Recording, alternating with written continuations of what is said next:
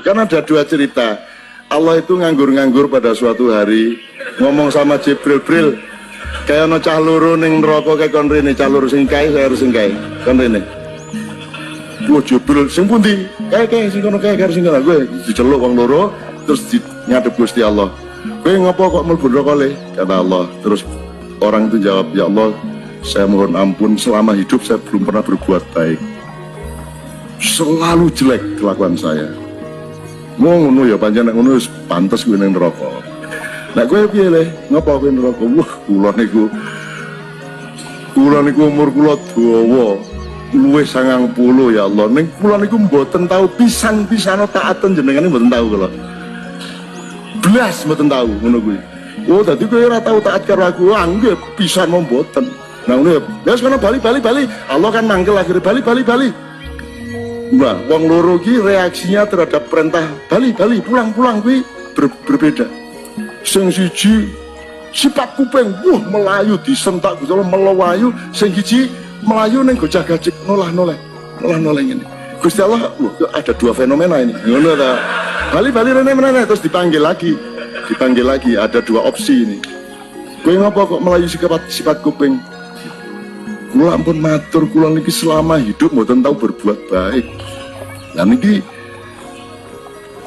tiba-tiba jenengan perintah kon bali langsung melayu, lumayan ini saya berbuat baik sekali ini. Oh, dadi ku melayu mergo tak acara aku. Nggih, lumayan bisa nek ngono mlebu swarga kono. Ngono.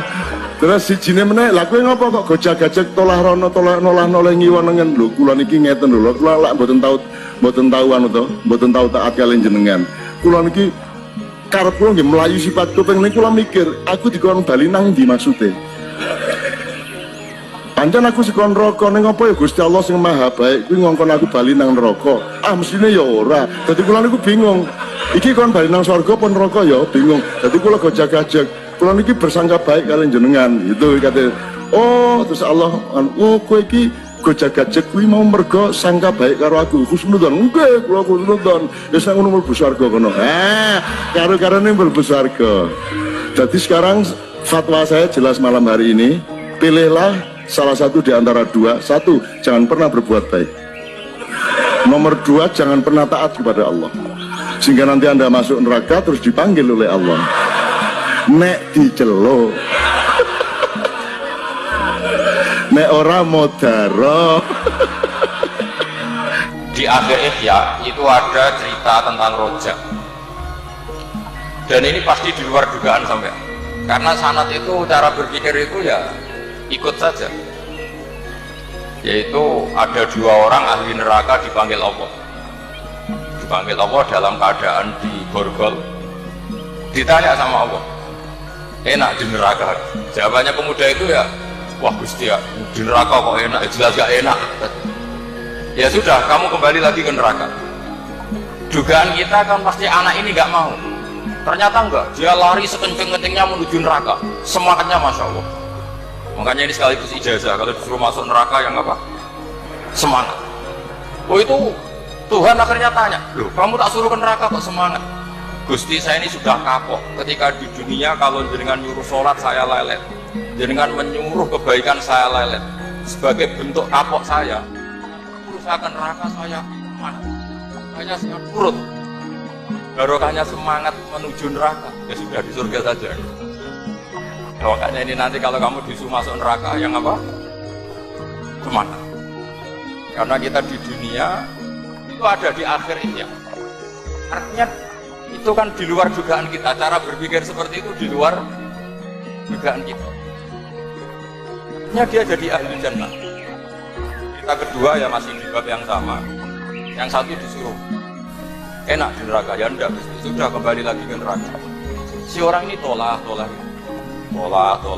Ditanya sama Allah, kenapa tolak?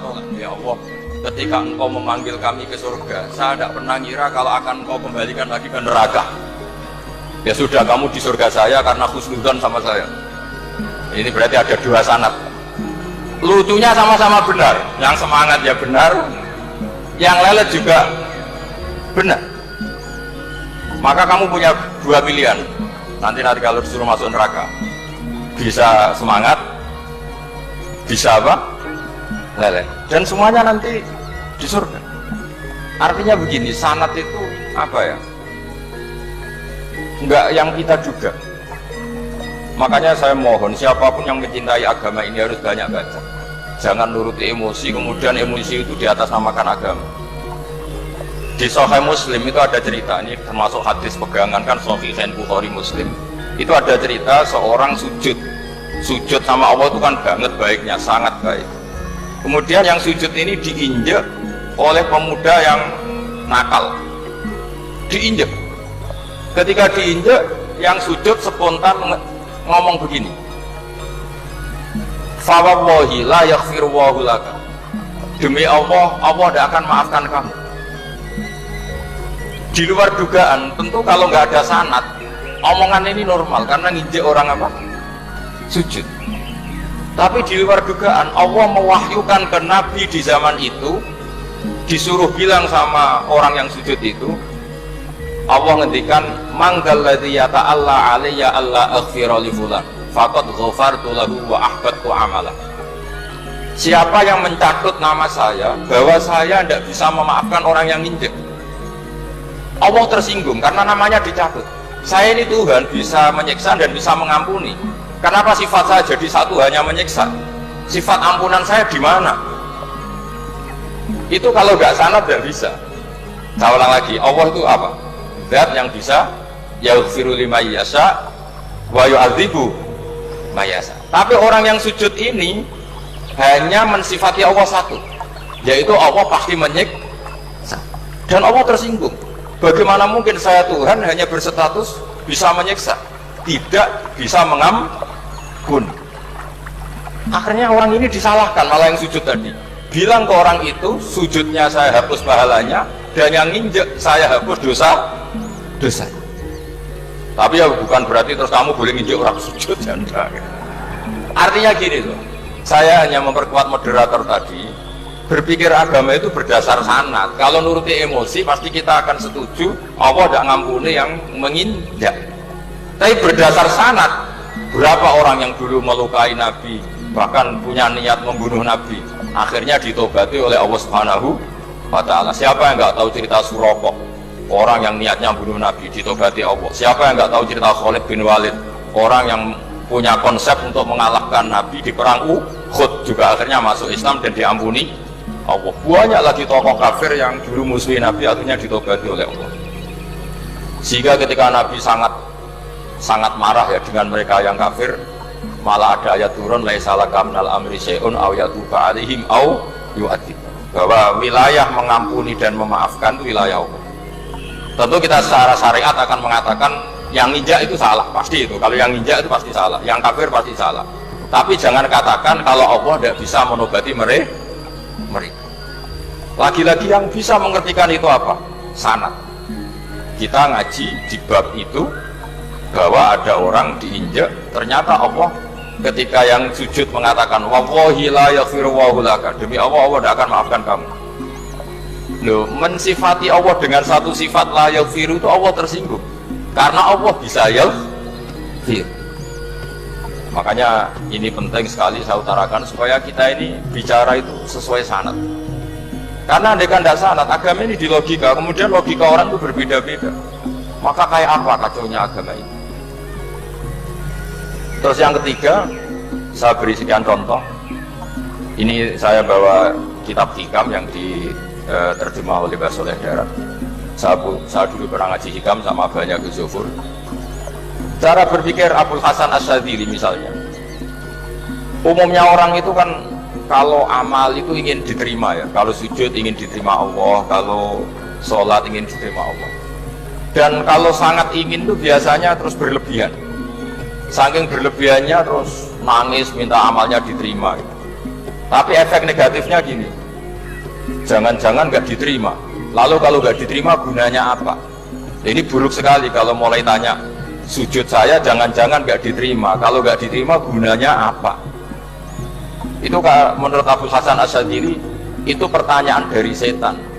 Bagaimana mungkin kita pernah menyesal atau menyesali sujud yang pernah kita lakukan untuk Allah Subhanahu wa Ta'ala? Wong dadi kawulane Allah, wis dikai bumi, dikai oksigen, dikai rezeki, tahu sujud, bareng dikasih tahu Jibril, sujud kamu gak diterima. Wah, getun aku sujud be Allah. Masa sujud sama Allah getun. Maka kata Abdul Hasan Asadili begini, kafa bika jazaan an radiyaka laka ahlan. Cukup sebagai balasan dari Allah yang luar biasa, kamu ditakdir sujud. Wah, keren. Coba kalau kamu nanti ketemu Allah, ada orang yang sama sekali di bumi gak pernah sujud, lalu kamu ketemu Allah sujud berkali-kali, kemudian dapat kabar kalau sujud kamu gak diterima. Pantas mana kira-kira? Pantas yang pernah sujud apa pantas yang gak pernah sujud? Pantas yang pernah sujud. Jika pikirannya Abdul Hasan Asadili, sudahlah kamu bahagia saja karena kamu ditetir pernah sujud. Itu satu anugerah Allah yang luar biasa. Kamu gak perlu terganggu diterima apa gak diterima. Karena kalau kamu terganggu itu nanti lama-lama mengatakan apa gunanya sujud kalau tidak diterima. Dan itu setan menang kalau sudah ada pertanyaan apa gunanya sujud. Nah, makanya disebut min syarril waswasil khannas. Kata Abdul Hasan Asadili, waswas di sini adalah setan ngeridu kamu supaya kamu ngeset semua ibadah kamu, jangan-jangan kamu gak diterima. Kemudian kamu menyesali semua ibadah yang pernah kamu lakukan. Betapa buruknya kita, wong ngamal apik kok disesal,